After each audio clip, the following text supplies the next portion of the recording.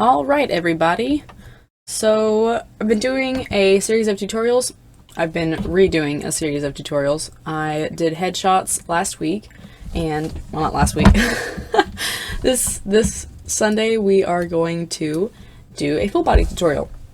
So the first thing that I do anytime I'm drawing anything, whether it's full body, whether it's headshot, you know, whatever I'm doing, I always like to rough out my colors. So I'll use like a really light color. I used to work in gray, but these days I just think that's really boring. And so I like to work in like reds and blues and stuff.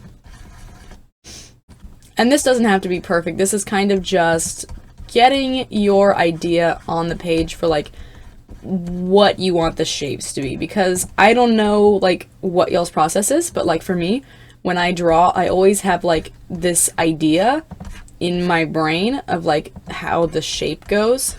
Like, I guess the attitude of the drawing, and I don't necessarily know how to, like, put that into my drawing, but I'll rough the shapes out and then try and make the anatomy and all that fit.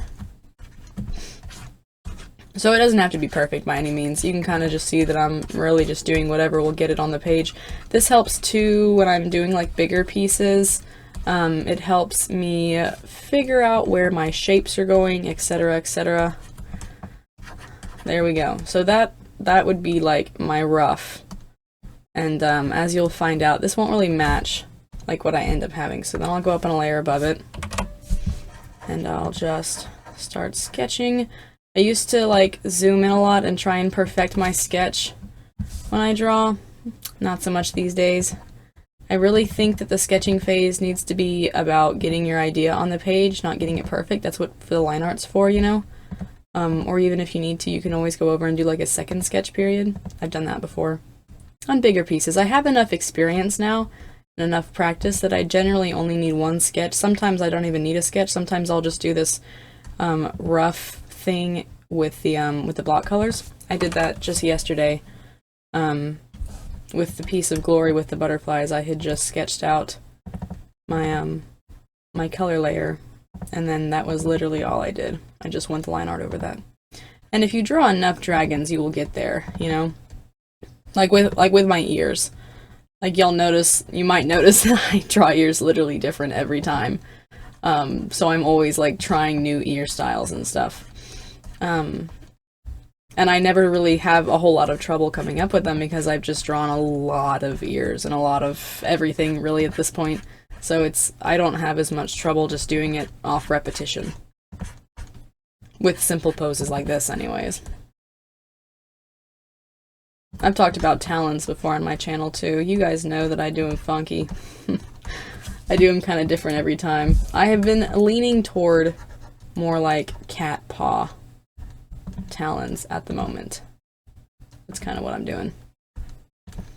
So I draw these circles here for the torso and then for like the back hip, and I do it the same way that you do horses and probably cats. I don't know, I never had a cat phase, only a horse phase.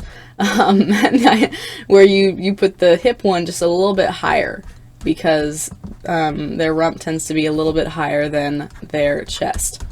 So the shapes and stuff that I'm using here are just things that I've learned like after a lot of repetition over a long time. And as you guys start drawing more and as you start looking at more art, you'll start to learn the kind of shapes that you want to use here. I feel like most of my shapes, and I'm sure that most people are like this, come vaguely from horses and horses and cats, because I drew a lot of horses when I was younger, and I saw a lot of cat art when I was younger. And if you're anything like me, your style will be constantly evolving in how you draw stuff, so it'll change all the time. This head's a little bit too small, so I'm just going to select it. So with the sketching layer, my biggest focus is making sure that everything is correct with the anatomy and proportions. So I am not so concerned about details. I want everything to be correct right now. See, so you can kind of see that that made a difference. And then I'll often flip that canvas just to make sure that things are looking good, but also because it's easier for me to do certain lines from certain directions. So I'll flip that canvas anytime I feel like it'll be easier to come the other way. And so you can see that my sketch kind of followed that original rough, but it's definitely looking different already. So now that I have my sketch, usually I will merge these two layers, and then I will go ahead and put in the rest of my details. Now, of course, you guys know that there's different details depending on what dragon. And again, I just got to keep my sketches messy. You know what I'm saying? Like, the line art it's so miserable and difficult, and it sucks out my soul. So why should I do that twice over, you know? I kind of know where I want things to go in the drawing and how I want them to look. The sketch helps a little bit, but I don't necessarily need every little aspect of the sketch to be perfect in order for me to do my line art.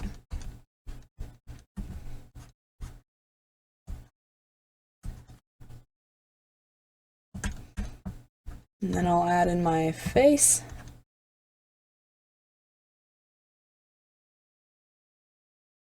And there you go. There is one full body. Okay, so that's like a standing up position. Pretty simple, pretty easy. It's like the first thing everybody does or close to it. So there are a couple other poses that I do like fairly commonly. I have like a flying one.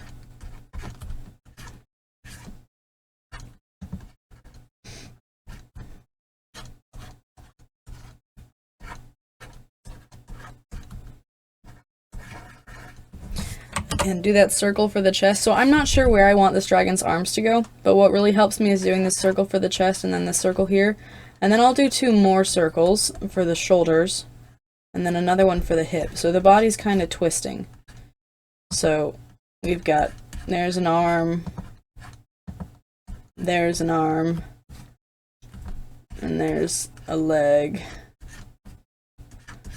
And then it looks like their body's kind of twirling around.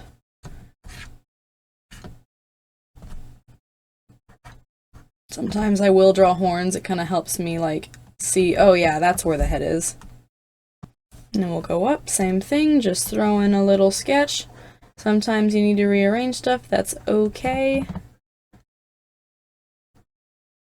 So there's that arm, I guess that foreleg, whatever you want to call it. And I kind of do almost like a rectangle shape, and then a triangle shape, and then another triangle, and that's kind of how I do my shapes. Now whether that's, you know, like this, or like that, whatever. Those are kind of the basic shapes. For the back legs, it's more of a 2 rectangles. Now they can be bendy rectangles, which is not how bones work, but that's how I do them anyways.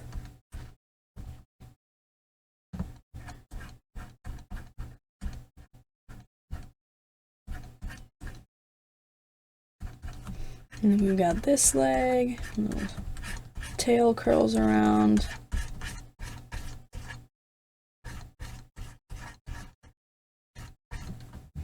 And then we've got the wings coming out.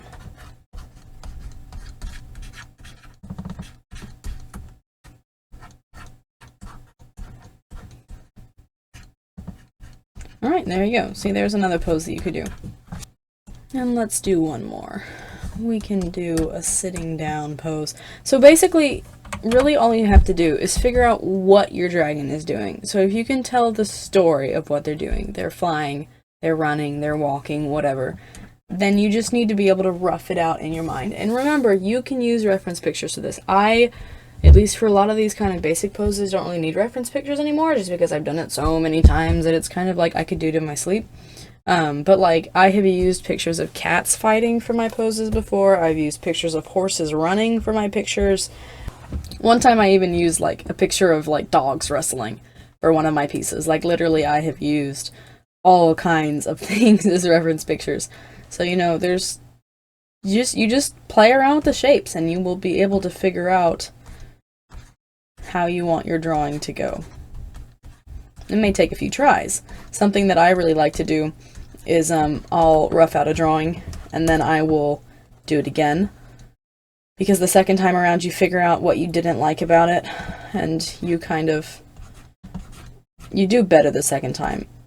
like even me, even with a pose as simple as this, like literally a dragon sitting down, how many times have I done that exact drawing? And yet look, when I did it a second time, it looks better. That's just how it works, because if you do the exact same drawing 2 times, you kind of start to realize, your brain starts to think, here's what I would correct in the first drawing. And so instead of spending the time trying to erase and figure things out in your first drawing, you just do another one really fast with this layer, because remember, I'm spending, what, 15 seconds doing this? Like, this is such an easy part of the process. See, this one's not better. But if you're trying to learn a new pose especially, yesterday would be a really good example, and I don't have it with me, but I was drawing that picture of glory, and I had something that looked like this, and I was like, because I was doing a redraw from the graphic novel, and I was like, ugh, this looks like it, but I'm just not feeling it, it just doesn't look right. So I went through and I did it again, did it a little bit differently, took into account some of the things that I didn't like, changed some things, and then ended up liking it much more, and that's what I went with. So you can just see like the improvement between the two. And it really doesn't add a whole lot of time. Like, I'm not saying like resketch your whole piece, and I have done that before. I have resketched an entire piece just because I think, you know what, it's not working, I'm not going to put any more time into it. Don't be afraid to waste a sketch. When I was younger, I thought that I needed to finish every sketch that I did because I put time into that, gosh dang it, I'm not wasting my time. That is not the case. The only time you are wasting any of your effort is when you know that a drawing's not working for you and you continue stubbornly pursuing it anyways, like I like to do. These days I just sketch a lot of stuff and then toss them. I mean, a lot of the practice that I get is just in sketching, not necessarily in finishing it out with line art and color and all that junk. So anyways, I hope this helped at least a little bit. People have been asking for a full body tutorial a lot. I'm not exactly sure like how much advice I actually have to give. My biggest piece of advice would be to learn through mimicry. That's how kids learn, that's how we all learn, even adults, all that stuff. The best way to learn is by mimicry. Find something you love and learn how they do it. I'm not saying steal art. Art plagiarism is bad, all that stuff. But there's nothing wrong with taking something you love and learning from it. That's how we learn everything. Chances are that's how whatever artist you love learned their art too. I know that I learned by looking at, the artists that came before me and saying, wow, I love how they do this. How can I replicate that? Anyways, that's all the tips that I have for you. Thank y'all for watching. Check out the description. It has links to my socials and all that, Patreon, DeviantArt, etc., etc. Subscribe for more content like this, content better than this maybe. My tutorials tend to be a little bit rambly, a little bit unscripted. Anyhow, comment if you enjoyed this. I always like reading y'all's comments. Thanks so much for watching, and y'all have a wonderful day.